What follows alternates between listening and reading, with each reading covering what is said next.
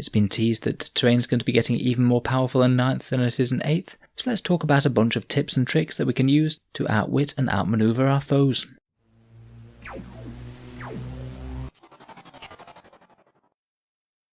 Hello and welcome back to Auspex Tactics, the strategy focused 40k channel, where we're all about getting the most out of our miniatures on the tabletop. Now, it has been one slight criticism of 8th edition that terrain can sometimes be a bit incidental on the battlefield and not really being as much of a game defining thing as it was in previous editions. For me, that kind of has positives and negatives. Having terrain be not all that powerful does mean that you're less likely to win or lose a battle just because you could or couldn't get a ruin in your deployment zone, or because of some weird core terrain piece meaning that you just can't engage enemy forces whatsoever because it's too big or blocks line of sight to everything. So even though terrain rules aren't the most powerful, there are still plenty of quite powerful tricks that we can use to get edges over the opponent in 8th edition. So in this video we'll talk through a few simple tactics for how to get tactical advantages over your opponent. Let's get straight into it.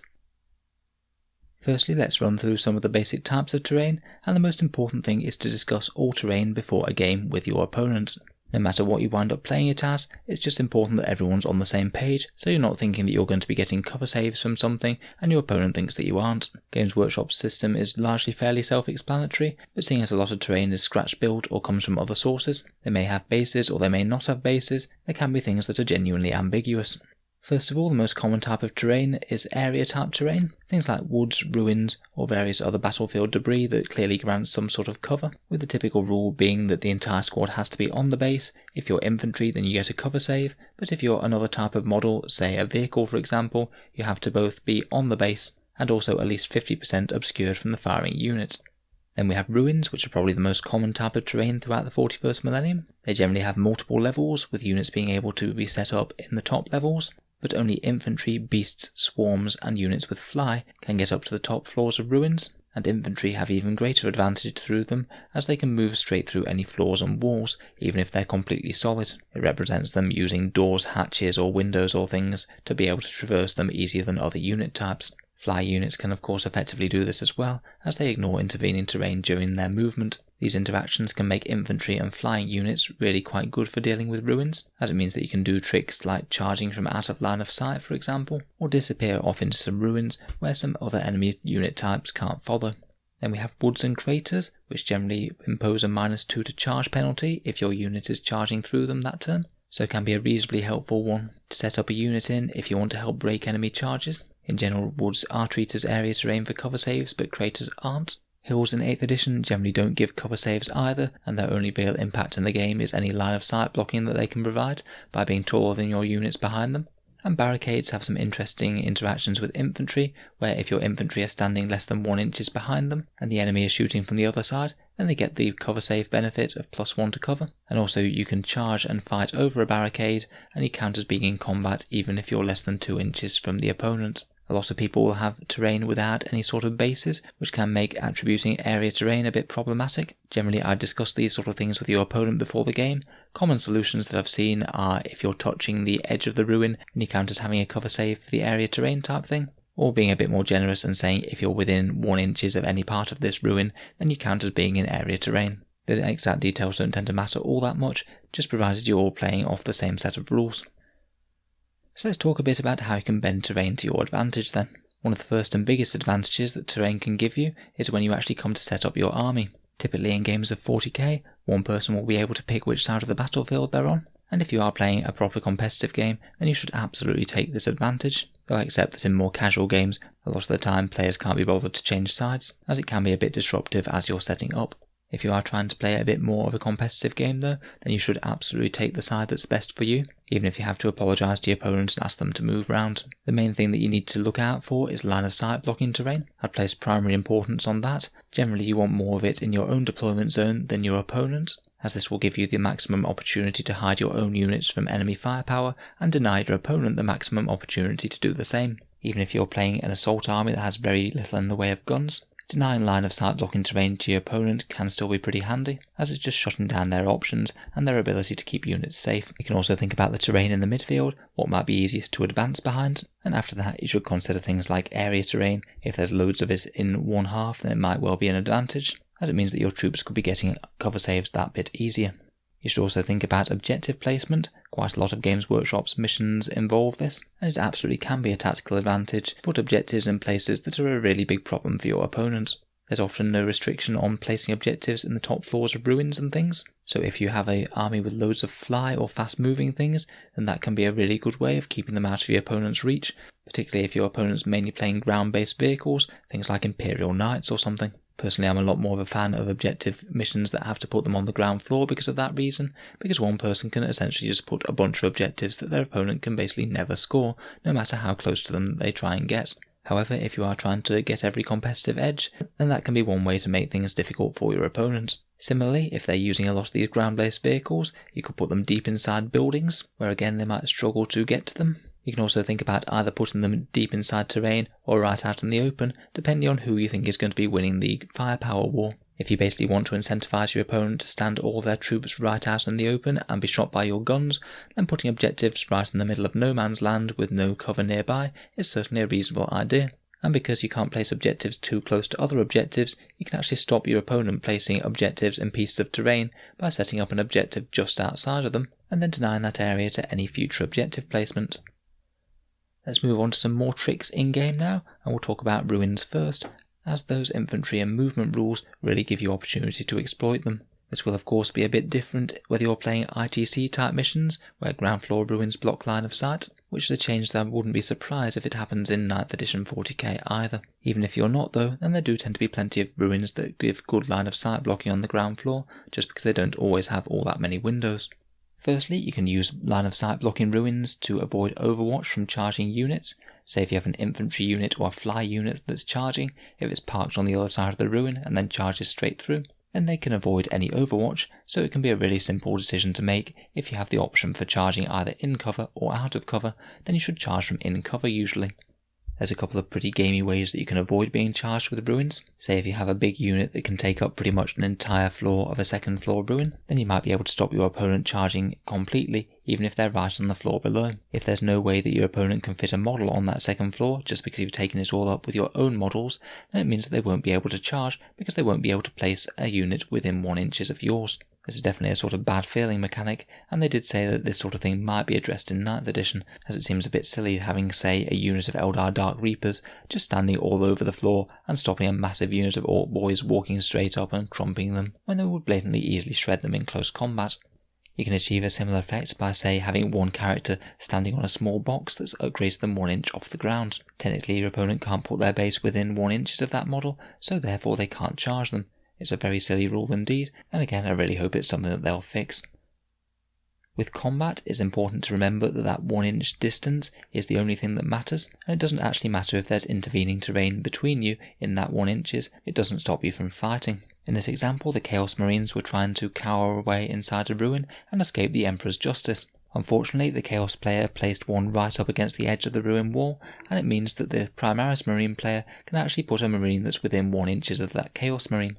The orange arrows represent the distance of 1 inch, and because the ruin wall is only half an inch thick, it means that you can easily get in combat with them, and it means that the others might be able to fight too, because they can be within 1 inch of that first Marine. This can be quite a good way of getting things like Imperial Knights to actually do decent damage to units in close combat, even if they're cowering in ruins, if they have made the mistake of putting them right up against the edge of said ruins.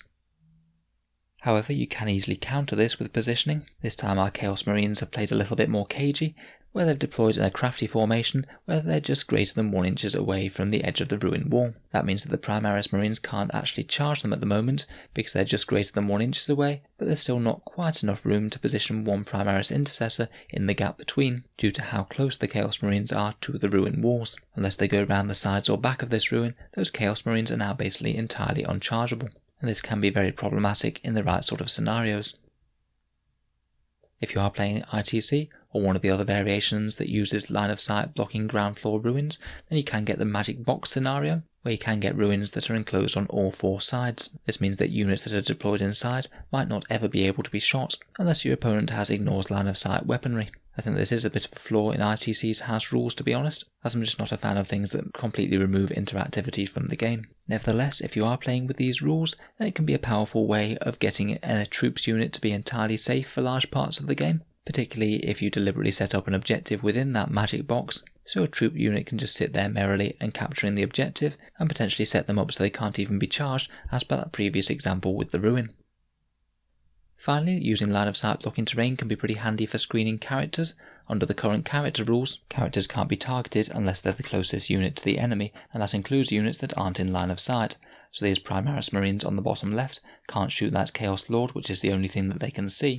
Another weird interaction, and makes me wonder whether they might look at character targeting rules in 9th. This one can be particularly punishing if, say, you have a lot of characters that can deal decent firepower, say Dark Angels Talon Masters or Chaplain Dreadnoughts for example. You could potentially have squads of scouts in the midfield hidden out of line of sight that stop a decent amount of your army and firepower from being shot just due to them being there.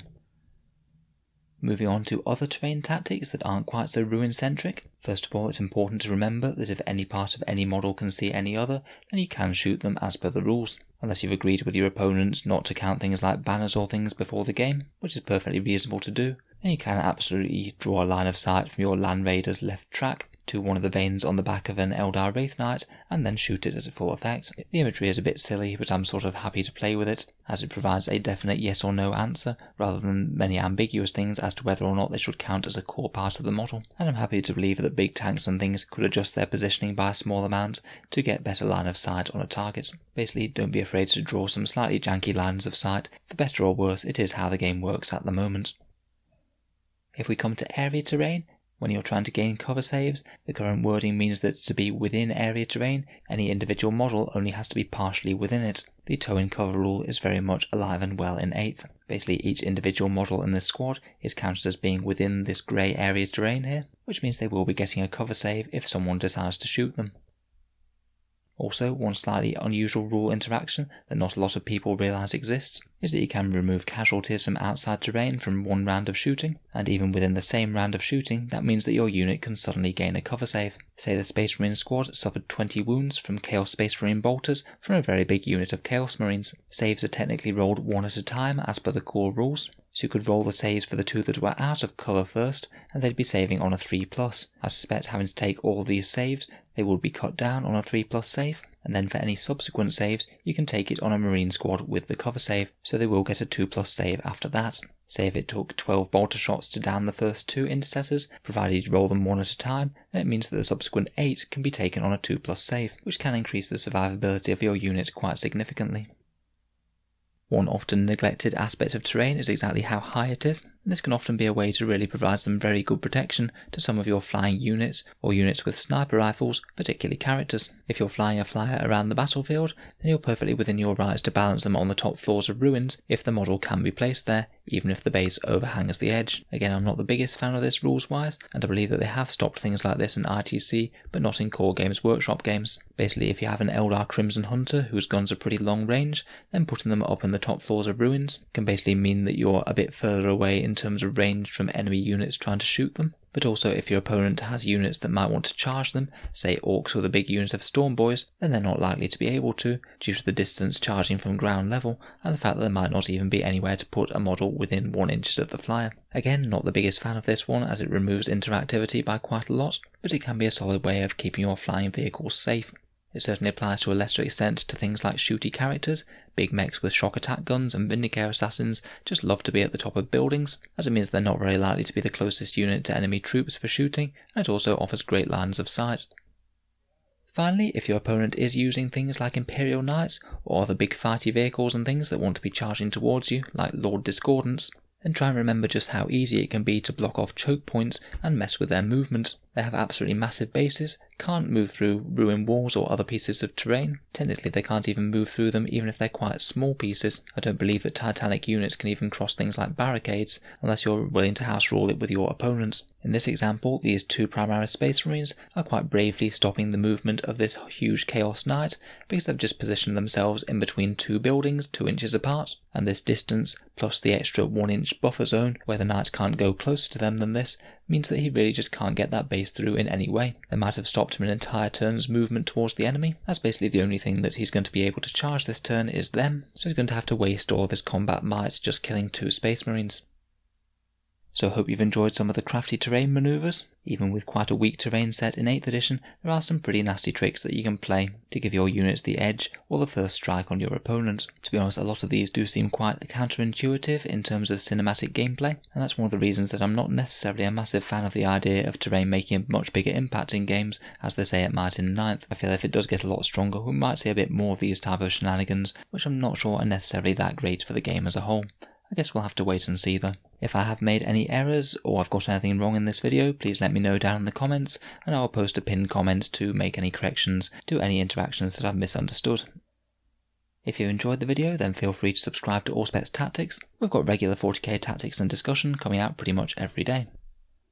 If you've been watching regularly and you'd like to help support the channel, I'd just like to mention the Auspex Tactics Patreon page, which you can find down in the description below. As well as helping keep these videos coming and allowing me to work on this pretty much full time, there are quite a lot of other benefits for Patreons, including getting to see new videos early, voting on what sort of videos come next, and regular prize draws where I post out miniatures to lucky Patreon winners.